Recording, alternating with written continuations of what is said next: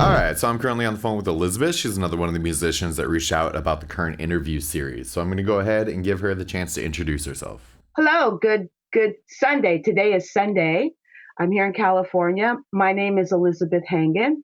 I am a singer, songwriter, bass player. I play a little piano. I also teach singing, beginning piano and beginning bass. And I'm probably one of the oldest interviewees you may get. I just turned 65. And so I wanted to just let people know that, there's nothing wrong with a nice long career in music. And I'm still actively working, recording, writing, teaching, and doing all of that here in California. Yeah, sure. Since you made a point of it, I particularly try to avoid any sort of discrimination, particularly age discrimination, because I want to be supportive and hope that everybody that I interview, involves music in their lives until their later years, and I think that's Until great. Well, actually, until they have left the planet, pretty much. Right, right. Or That's pretty much how it goes with us hardcore ones. yep, definitely. So, with these interviews, what I like to do is kind of go back to the beginning. Why don't you give me some detail about what you first found in music? What about it was inspiring to you and made you want to participate in it? Okay, so Alex, I come from a family of musicians, so that pretty much puts you in the middle of it, whether you want to or not. I have my grandparents, cousins, uncles, aunts, and father and mother, all musicians. My father actually was a musician as a full time musician. His name was Clabe Hangan. He was involved. Well, my parents were civil rights activists in California, so he was a full time musician. He traveled as a musician, and I started, of course, playing piano by ear very young. I had all the obligatory lessons, which I hated. Piano. I took guitar lessons. I took banjo lessons. Was in choir in school, and then did some performing, with locally with choir and that sort of thing. And my parents had they were at that time folk songs were big, right? So they Hmm. had folk song gatherings at the house once a month, and so sometimes my friends and I would perform for some of those. Um, and then, of course, I had a choice whether to pursue it or not, and I just did. My brothers and sisters did not. However, I did always think that I was going to be a full time musician. I always thought that that would be my life, and I've always done it. Unfortunately, wasn't able to do it full time until much later than I thought it would be. But Hmm. I've had a pretty full career, even though I had to work a day job, for most of that time. Sure. So you mentioned growing up in a musical family where everybody was pretty musical. Some of your siblings decided not to go down that route. What do you think it was that kind of set you apart to kind of choose to continue that path? It was the times. This would have been the early '60s when you guys, where everybody was changing. People were, quitting their corporate jobs and doing all kinds of things, which is what my dad did. He was a probation officer in San Bernardino, and he and another friend who worked for the phone company, they quit their jobs and became full time musicians. So at that time, it was kind of what people did. You followed your passion at that time. Hmm. Um, my brother and sister, since they were 5 and 12 years, there's a 5 and 12 year difference. Things were different at the time. The family was different. Surrounding things were different. So, and for me, I think because I was always at my dad's rehearsals, anytime there was music going on in the house, I was there. So it just was very much a part of me. I just never imagined me doing anything else. Like I said. Hmm. So, once you were kind of solidified in that notion that you didn't want to do anything else, What were kind of your first exploratory avenues to figure out how you wanted to participate in music? Did you, play in a bunch of garage bands, or did you get out and do shows? Did you just sit and write? What steps did you take? Okay, so because um, it wasn't really okay. So where I grew up, there wasn't a lot of access. Like I didn't grow up close to Los Angeles, where there was a lot of exposure to bands and places that young people could go and hear music and dances and things like that. Where I grew up in the Pomona Valley, there wasn't that access. So the way I did it was I wrote some stuff on piano. I sang a lot to records, and then I did have friends who were also musicians that I met as I grew up, and I was in some bands, and we did jazz. We did, at that time, fusion music was coming. Chick Corea and that sort of thing was big. Tower Power funk was just starting to become a big thing. And in California on the radio, they played everything. So those are the kinds of bands that you were in. You were in bands that played everything from jazz to R&B to rock to you know, everything.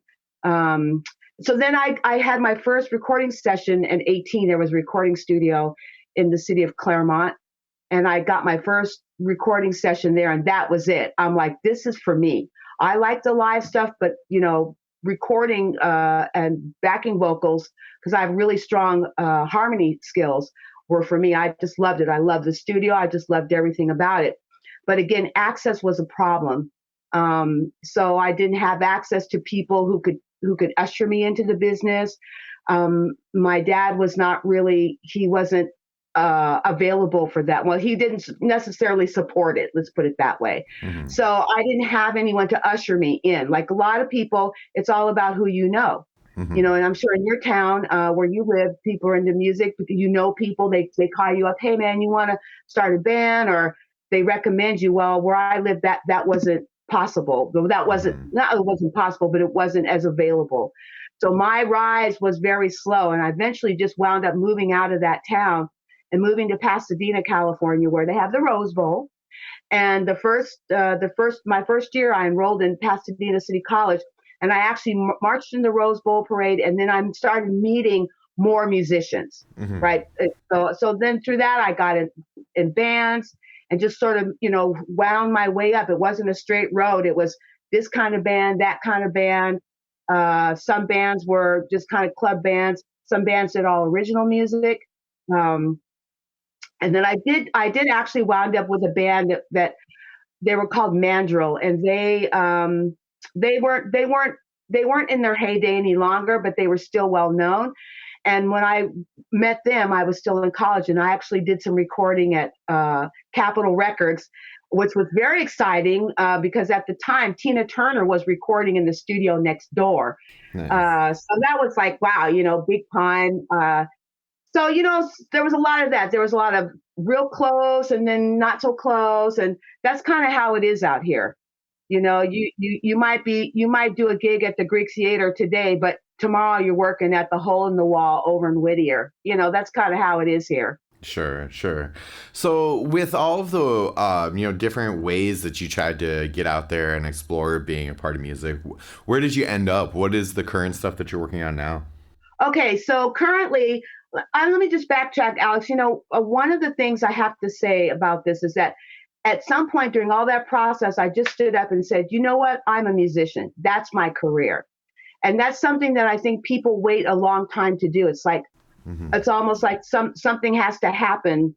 The sky has to open up for you to be able to feel legitimate and saying I'm a musician. Hmm. Once I said that, that's when everything I did really worked towards that. So where I am now is I worked for Bank of America for like a million years while doing music. That was not my career. My career was music. Bank of America allowed me to pick and choose and do the things that I wanted to do with music. Hmm. I went back to school, and then I also graduated from a music college because I decided I wanted to teach singing, which is something I always wanted to do. So that's where I am now. I'm now a full-time musician. I teach singing. I play the bass. I write music. I record. And because of COVID, gigs are not what they used to be. But I have my own band, and then I played music with several other people. So that's kind of where I am now, and writing and hope. And I did release a single last year. I released a single. So that's where I am right now. So everything I do is just all about music, whether it's teaching, playing, writing, doing this interview with you. Everything is about music now. Awesome. Very cool. So, with all the experience that you do have, what are some memories that stand out to you? Something, that had an impact on you or motivated you to keep at it?